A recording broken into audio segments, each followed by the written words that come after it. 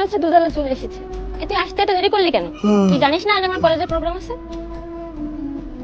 আসলে ম্যাডাম বাড়িতে একটু কাজ ছিল। বুঝেছি, এখন তুই তাড়াতাড়ি দুধ দে।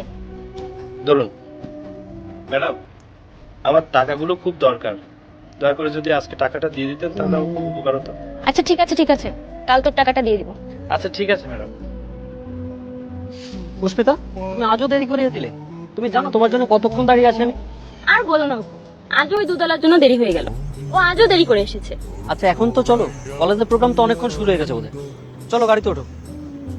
বাবা, আমি দুধ বেচতে গেলাম। ঠিক আছে।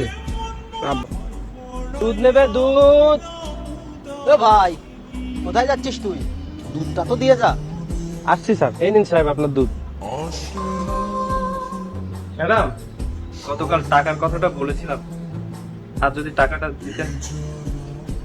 আমার কাছে আজ একটাও টাকা নেই, কাল নিস। কিন্তু মেম সাহেব, আপনি তো কাল বলেছিলেন আজকে টাকাটা দেবেন। তোর ওই কটা টাকা আজ না নিলে কোনো সমস্যাই হবে না, কাল নিস। না মেম সাহেব, টাকাটা আমার আজকেই প্রয়োজন। আমার বাবাকে আজ হাসপাতালে নিয়ে যাবো, আর ওনার জন্য ওষুধও কিনতে হবে। তুই কি কানে কালা? সহজ কথা শুনতে পারিস না? বললাম তো কাল টাকা দিয়ে দেবো, এত কথা বলিস কেন? ম্যাডাম, দয়া করে আমার টাকাটা দিয়ে দিন ম্যাডাম, আমি খুব বিপদে আছি। কি? তোর এত বড় সাহস, তুই আমার হাত ধরিস? তোদের মতো গরিবদের সমস্যা ছাড়া আর আছে কি? আমি লম্পট না, আমি শুধু আমার দুধের ন্যায্য টাকা চেয়েছি মাত্র। আচ্ছা, তোর এখন এত বড় সাহস হয়ে গেছে, তুই আমার মুখে মুখে কথা বলছিস? চুপচাপ চলে যা এখান থেকে, আর তোর দুধের দামও তুই পাবি না। চলে তো আমি অবশ্যই যাবো ম্যাডাম, তবে দুধের দামটা নিয়ে। আচ্ছা, তাহলে ভালো কথায় কাজ হবে না। বেয়াদব, চলে যা এখান থেকে। আর শোন, আজকের পর থেকে যেন তোকে আমার বাড়ির আশেপাশে আর না দেখি। তোর আর দুধ দেওয়া লাগবে না, ছোট লোক থাকার। বাবা তুমি শুয়ে পড়ো, আমাকে একটু দড়িয়ে বসিয়ে দে তো। আচ্ছা বাবা। এক গ্লাস পানি দে তো বাবা। আচ্ছা ঠিক আছে বাবা, আমি এক্ষুনি আসি। আমি তোমার ওষুধ দিয়ে ফিরবো। তুই না আমার জন্য ওষুধ আনতে গিয়েছিলি, কি হয়েছে বাবা? আমাকে বল। বাবা, তোমাকে আমি কিভাবে বলি যে আজকে দুধের দাম দেয়নি, আর আমার হাতে একটা টাকাও নেই। তোমার এই অবস্থা, আমি যে কি করবো আমি কিছু বুঝতে পারছি না। কোনো ব্যাপার না বাবা, উপরে আল্লাহ আছে, উনি সবকিছু দেখছেন। একদিন না একদিন উনি আমাদের দিকে মুখ তুলে তাকাবেন, তুই দেখে নিস বাবা। টাকার অভাবে ছোটবেলায় আমি আমার মাকে হারিয়েছি, আর এই টাকার অভাবে আমি তোমাকে হারাতে চাই না বাবা।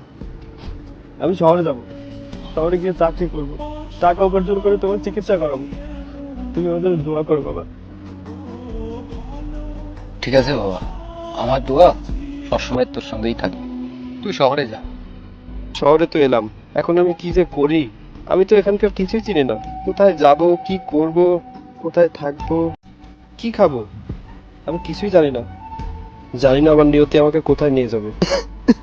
কি ব্যাপার, ছেলেটা ওখানে এটার মধ্যে কি করছে? আরে কাঁদছে না?